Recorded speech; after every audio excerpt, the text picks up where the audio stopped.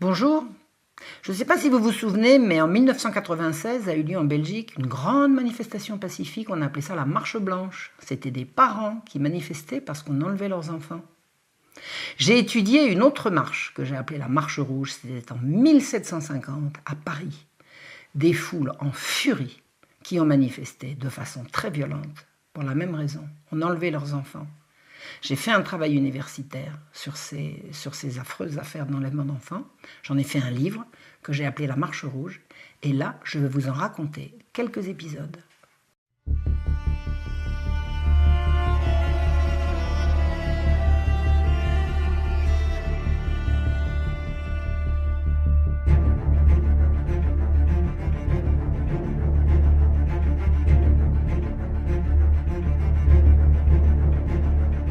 En 1749, à Paris, des libelles abominables circulent sur le roi. Écoutez.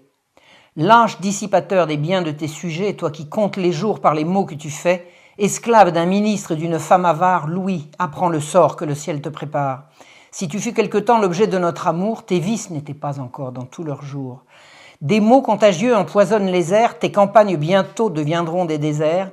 La désolation règne en toutes les villes, tu ne trouveras plus des âmes assez viles pour oser célébrer tes prétendus exploits, et c'est pour t'aborer qu'il reste des François. C'est dur, hein ? Louis XV avait consenti, au traité d'Aix-la-Chapelle qui mettait fin à la guerre de succession d'Autriche, à renvoyer le prince Édouard, prétendant Stuart à la cour d'Angleterre, qui avait trouvé refuge en France. Et le roi l'a fait arrêter en public à la sortie de l'opéra. Le public est indigné. Incestueux, tyran, traître, inhumain, faussaire, oses-tu t'arroger le nom de bien-aimé ? L'exil et la prison seront donc le salaire d'un digne fils de roi, d'un prince infortuné ? Georges, dis-tu, t'oblige à refuser l'asile au vaillant Édouard. S'il t'avait demandé, roi sans religion, de ta putain l'exil, réponds-moi malheureux, l'aurais-tu accordé ? Ce libelle est une parole de lettré, pas du peuple. En tout cas, on n'a pas de trace que le peuple ait commis des libelles de cette sorte. Mais on reconnaît la haine qui s'exprime dans ce poème, c'est la haine de la Pompadour. La Pompadour, la fameuse putain dont la cour demanderait l'exil et dont tout le monde a compris que le roi ne l'accorderait jamais. Ça s'appelle une poissonnade. On a eu des mazarinades quand il s'agissait de dire du mal de Mazarin. Là, c'est une poissonnade. Des libelles abominables qui circulent sur Jeanne-Antoinette Poisson, alias Marquise de Pompadour. Le royaume est à ce moment, en tout cas à Paris, agité par des refus de sacrement. Les refus de sacrement sont mis en scène par les jansénistes pour prendre des prêtres en faute. L'enjeu est de faire contrôler l'Église par des juges laïcs. Il meurt à ce moment-là un certain Coffin qui va être enterré en grande pompe en faisant, et les jansénistes vont faire accroire qu'il est mort sans les sacrements, ce qui est faux, c'est une mise en scène. Tout ça pour créer de l'agitation au sommet du royaume. À l'hôpital général, qui est le lieu de renfermement des pauvres, un nouvel archevêque vient d'arriver à la tête de l'établissement, du moins à la tête de l'archevêché de Paris, donc de l'établissement, et sa venue a fait fuir tout le personnel dirigeant de l'hôpital. On a là un archevêque qui va être violemment, dit-on, anti-jésuite, et là, toute la direction de l'hôpital général, qui se trouve être janséniste, prend la fuite. Il va y avoir une nouvelle élection. Voilà. Et à la nouvelle élection, au poste de supérieur de l'hôpital général, c'est une amie de l'archevêque qui va être élue au forceps. Cette élection au forceps va déclencher une grève générale, une démission collective de tous les administrateurs et une grève générale de toute la justice sur Paris. 1749, c'est également l'éruption des Lumières. Diderot vient d'être mis 3 mois en prison à Vincennes pour avoir prôné le matérialisme. Il a fait un petit pamphlet et ça lui a valu 3 mois de prison.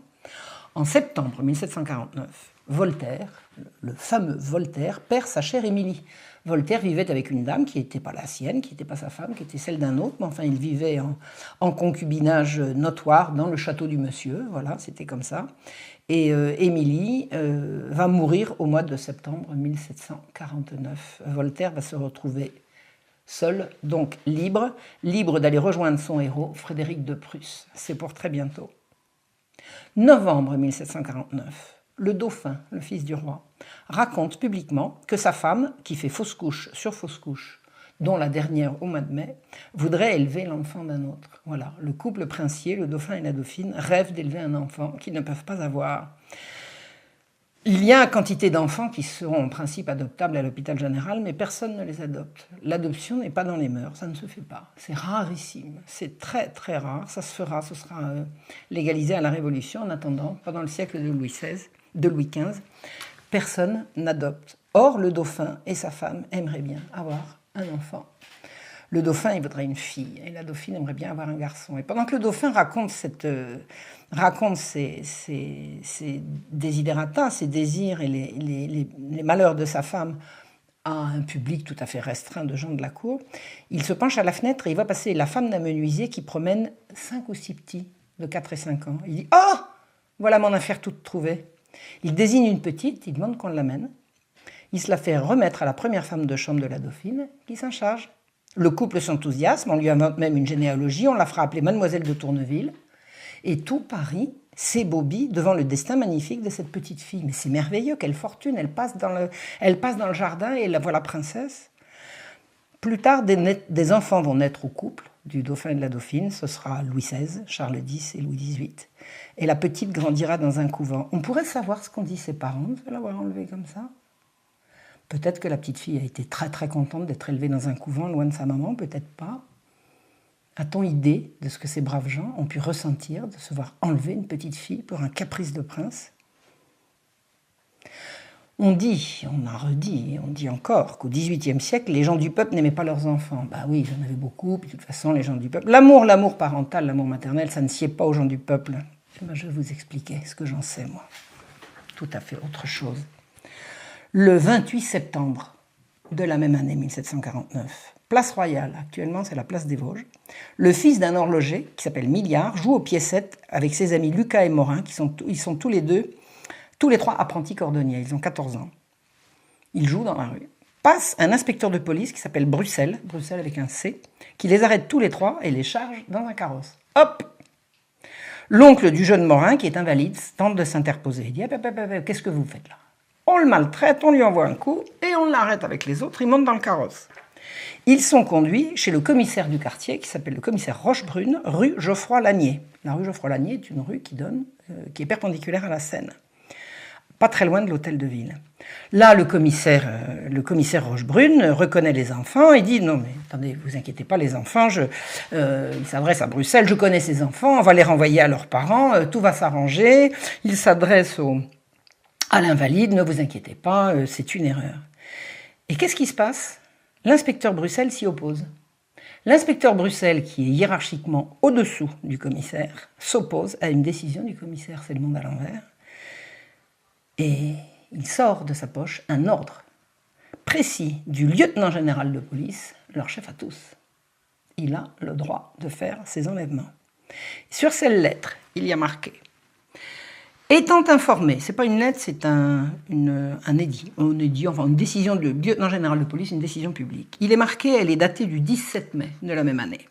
Étant informé que plusieurs vagabonds, gens sans aveu, des mendiants et même des filous se rassemblent sur les quais, dans les places publiques, aux portes des églises, dans la ville et les faubourgs de Paris pour y jouer ou filouter le public, comme ces sortes d'assemblées sont contraires à la sûreté, entretiennent la fainéantise, le libertinage et sont la source de beaucoup de désordres auxquels il convient de remédier pour l'intérêt commun des habitants de la capitale, voulant y pourvoir, nous avons commis le sieur Bruxelles, donc c'est bien une lettre personnelle, je me suis trompée, inspecteur de police, pour faire... Pour faire des tournées exactes dans Paris à l'effet de dissiper ces sortes d'assemblées, d'arrêter les gens sans aveu et vagabonds et les filous qu'il trouvera, les conduire en prison, en dresser le procès-verbal et nous rendre compte sur le champ. Fin de citation. Jacques Bruxelles a le dernier mot. Il a un mot du lieutenant général de police. Il prend les enfants qu'il fait conduire au Châtelet où ils sont écroués. On renvoie l'invalide chez lui. Immédiatement, les parents se mobilisent.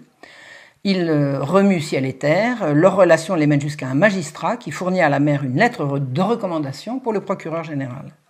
Le jeune Milliard retrouvera sa famille, mais après 15 jours de prison et après qu'il aura fallu pour ses parents payer guichetier et greffier. Voilà des manières. Fin novembre 1749, Marguerite Allier, c'est une blanchisseuse de 43 ans, elle est veuve du menuisier Paul Annick. Elle élève seule son fils Gabriel, âgé de 13 ans. Elle reçoit un jour la visite d'un exempt. Un exempt, c'est un agent de police. Vous avez l'inspecteur, vous avez le commissaire, dessous l'inspecteur et dessous l'exempt. L'exempt Véron rend visite à Marguerite Allier et l'accuse de s'être battue avec son fils. Marguerite, de quoi vous vous mêlez? Attendez, si je corrige mon gamin, en quoi ça vous regarde? Véron insiste et lui dit de venir déposer à la police, à côté du palais, et qu'elle vienne surtout avec son fils Gabriel. Elle dit au palais? Pourquoi voulez-vous que j'aille déposer au palais? Il y a un commissaire à côté. Il y a des commissaires dans tous les quartiers. De toute façon, je n'irai nulle part sans savoir ce qu'on me veut. Comment il s'appelle votre commissaire à côté du palais? Véron ne répond pas, il érogue, il ne donne pas le nom.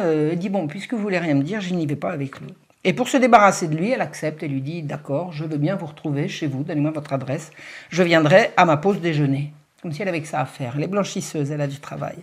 À sa pause de midi, Marguerite se présente chez l'exempt. Où est votre fils? Elle dit mais enfin mon fils, c'est où il est, ça ne vous regarde pas. Dites-moi ce qu'on me veut. Vous deviez me donner le nom de ce commissaire, c'est ça que je viens chercher. Véron n'est pas content, il met Marguerite dehors. Voilà. Elle rentre chez elle.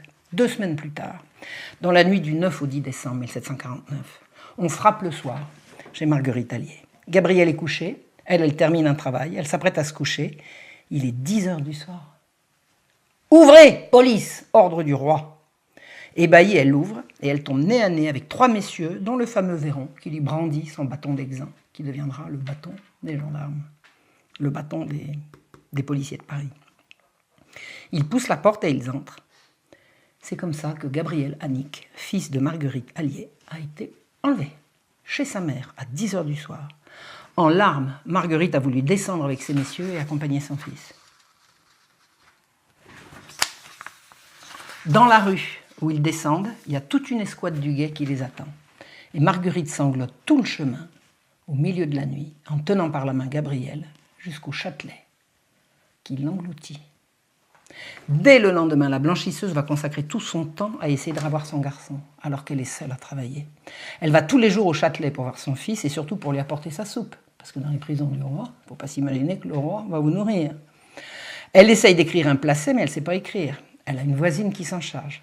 Donc, une fois qu'elle a écrit son placet, elle écrit à Berryer, le lieutenant général de police, qu'elle a une réputation sans tache, que son garçon est honnête, qu'elle n'a jamais, ni lui ni elle, été l'objet d'une plainte, ni son défunt mari. Et tout en continuant de laver le linge de ses clients, elle cherche partout de l'aide. Le placet n'a pas donné de réponse. Elle en parle un jour à un certain Pierre Paris, qui est greffier au Châtelet et qui demeure dans le quartier. Alors elle se dit, un greffier, c'est quelqu'un qui doit connaître le droit. Elle va le voir et elle lui explique son problème. Elle lui dit qu'elle a écrit et qu'on ne lui a pas répondu, que son fils est en prison au Châtelet, qu'elle est obligée de courir tous les jours pour lui apporter à manger. Elle est très très inquiète, elle ne comprend toujours pas ce qu'on lui veut. Donc Paris lui dit, écoutez, je connais ce Véron, je le connais personnellement, je vais aller le voir.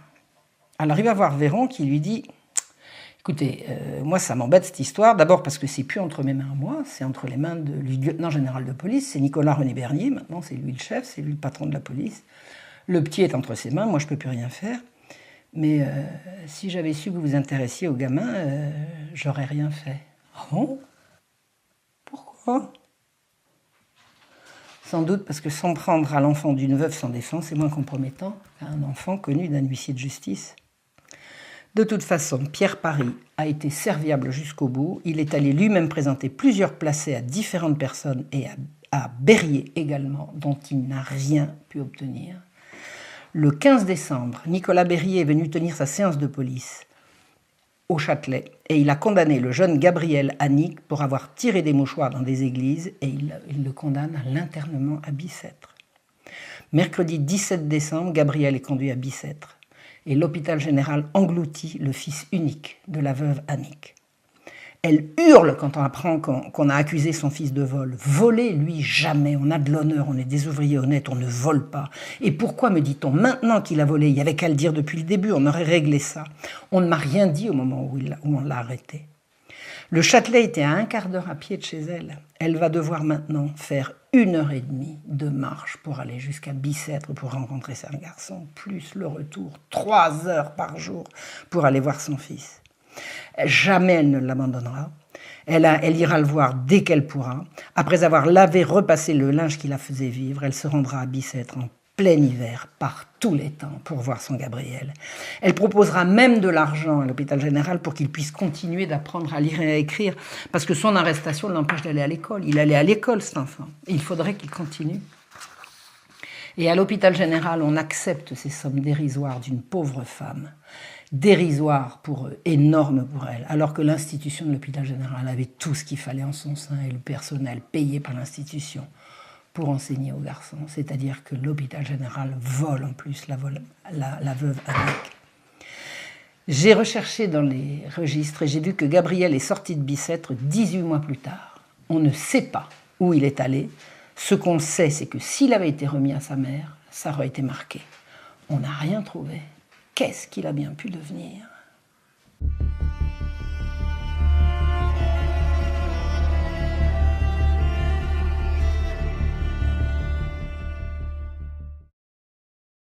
Bonjour. Je ne sais pas si vous vous souvenez, mais en 1996 a eu lieu en Belgique une grande manifestation pacifique, on appelait ça la Marche Blanche. C'était des parents qui manifestaient parce qu'on enlevait leurs enfants. J'ai étudié une autre marche que j'ai appelée la Marche Rouge, c'était en 1750 à Paris. Des foules en furie qui ont manifesté de façon très violente pour la même raison, on enlevait leurs enfants. J'ai fait un travail universitaire sur ces affreuses affaires d'enlèvement d'enfants. J'en ai fait un livre que j'ai appelé La Marche Rouge. Et là, je vais vous en raconter quelques épisodes.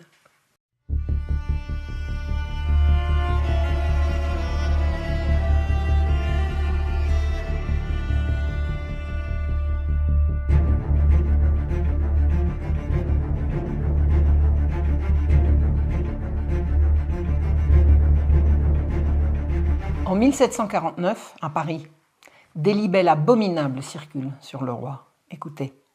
Lâche dissipateur des biens de tes sujets, toi qui comptes les jours par les maux que tu fais, esclave d'un ministre et d'une femme avare, Louis, apprends le sort que le ciel te prépare. Si tu fus quelque temps l'objet de notre amour, tes vices n'étaient pas encore dans tous leurs jours. Des maux contagieux empoisonnent les airs, tes campagnes bientôt deviendront des déserts. La désolation règne en toutes les villes, tu ne trouveras plus des âmes assez viles pour oser célébrer tes prétendus exploits, et c'est pour t'aborer qu'il reste des François. C'est dur, hein ? Louis XV avait consenti au traité d'Aix-la-Chapelle qui mettait fin à la guerre de succession d'Autriche à renvoyer le prince Édouard, prétendant Stuart à la cour d'Angleterre, qui avait trouvé refuge en France. Et le roi l'a fait arrêter en public à la sortie de l'opéra. Le public est indigné. Incestueux, tyran, traître, inhumain, faussaire, oses-tu t'arroger le nom de bien-aimé ? L'exil et la prison seront donc le salaire d'un digne fils de roi, d'un prince infortuné ? Georges, dis-tu, t'oblige à refuser l'asile au vaillant Édouard. S'il t'avait demandé, roi sans religion, de ta putain l'exil, réponds-moi malheureux, l'aurais-tu accordé ? Ce libelle est une parole de lettré, pas du peuple. En tout cas, on n'a pas de trace que le peuple ait commis des libelles de cette sorte.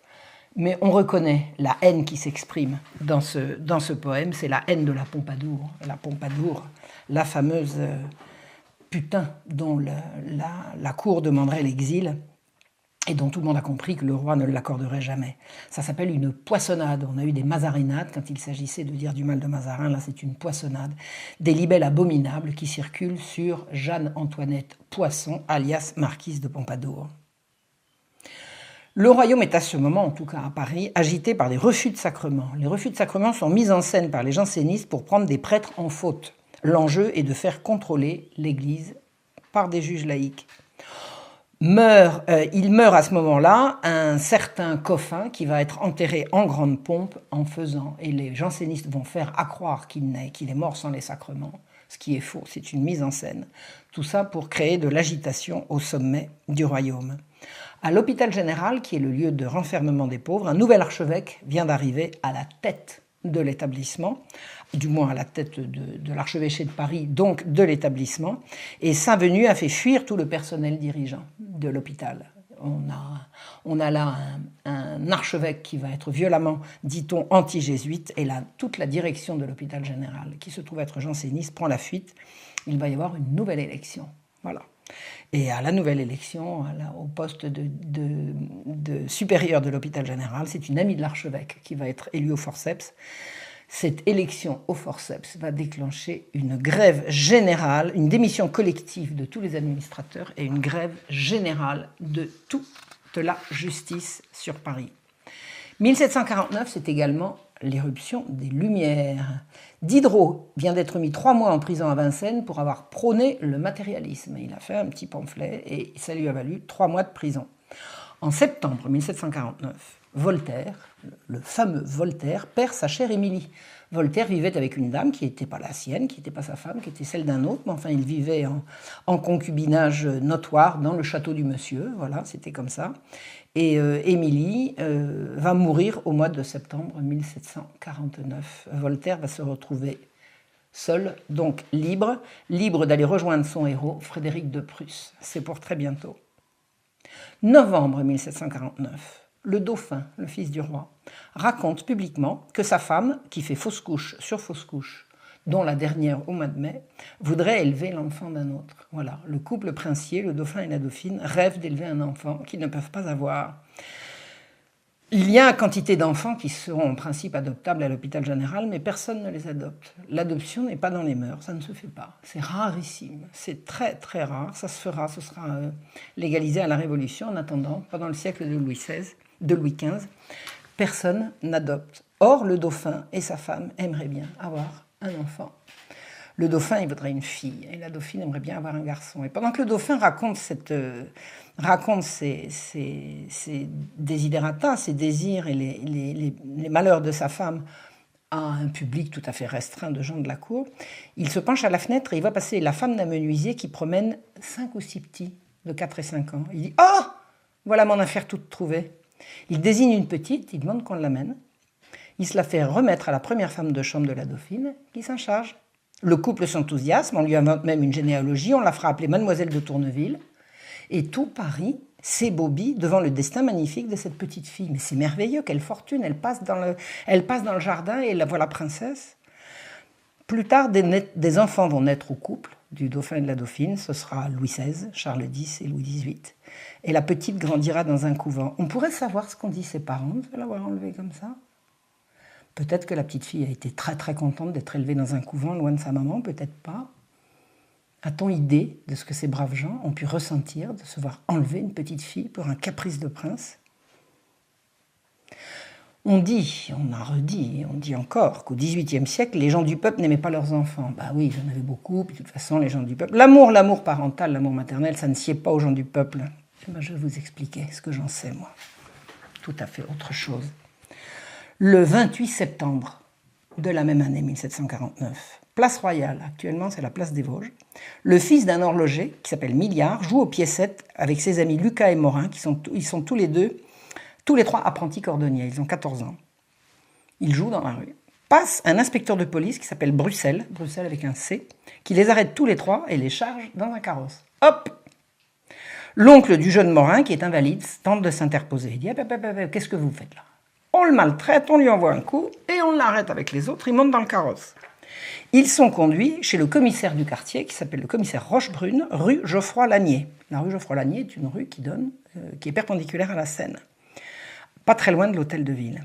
Là, le commissaire Rochebrune reconnaît les enfants et dit « Non mais attendez, vous inquiétez pas les enfants, il s'adresse à Bruxelles, je connais ces enfants, on va les renvoyer à leurs parents, tout va s'arranger. » Il s'adresse à l'invalide, ne vous inquiétez pas, c'est une erreur. Et qu'est-ce qui se passe ? L'inspecteur Bruxelles s'y oppose.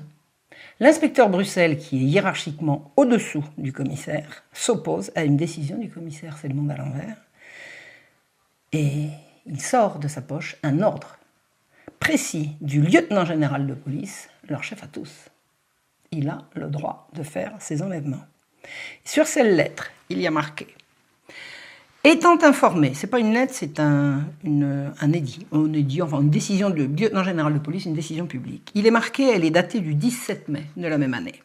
Étant informé que plusieurs vagabonds, gens sans aveu, des mendiants et même des filous se rassemblent sur les quais, dans les places publiques, aux portes des églises, dans la ville et les faubourgs de Paris pour y jouer ou filouter le public, comme ces sortes d'assemblées sont contraires à la sûreté, entretiennent la fainéantise, le libertinage et sont la source de beaucoup de désordres auxquels il convient de remédier pour l'intérêt commun des habitants de la capitale, voulant y pourvoir, nous avons commis le sieur Bruxelles Donc c'est bien une lettre personnelle, je me suis trompée. Inspecteur de police, pour faire...